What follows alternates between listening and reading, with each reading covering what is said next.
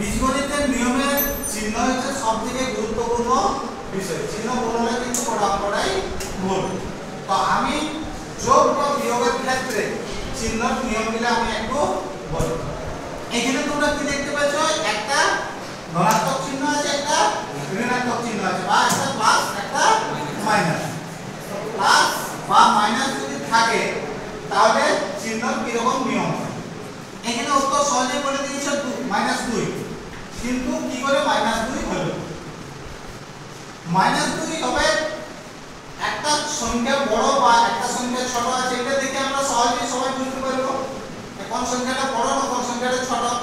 এখানে বড় কে 10, তাহলে 10 এর আগে বা বড় সংখ্যাটার আগে যে চিহ্ন থাকবে আমাদের চিহ্ন হবে কিন্তু সেইটা।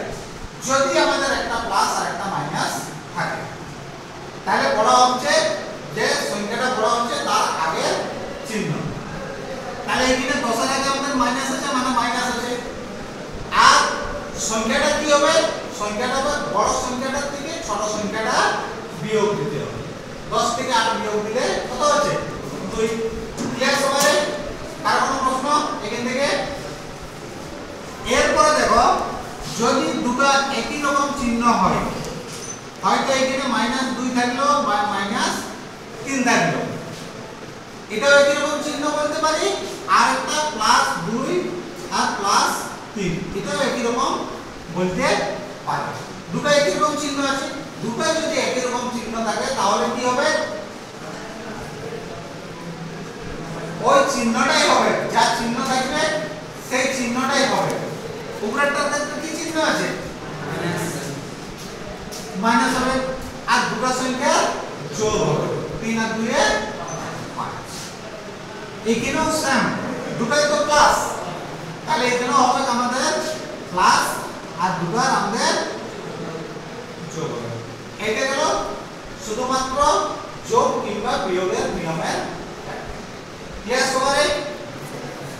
এরপর আমি আসি গুণ বা ভাগের ক্ষেত্রে।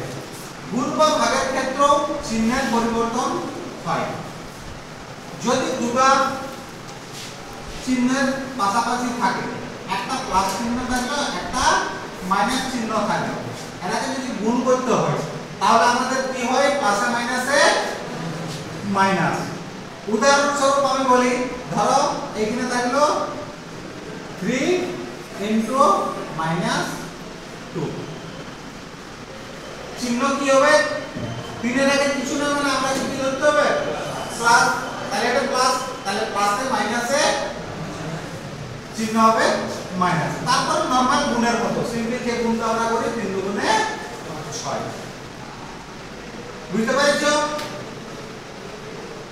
দুটোই যদি একই রকম থাকে, প্লাস গুণিত প্লাস, তাহলে আমাদের হয় প্লাসে, আর মাইনাস গুণিত যদি মাইনাস থাকে তাও আমাদের হয় প্লাস।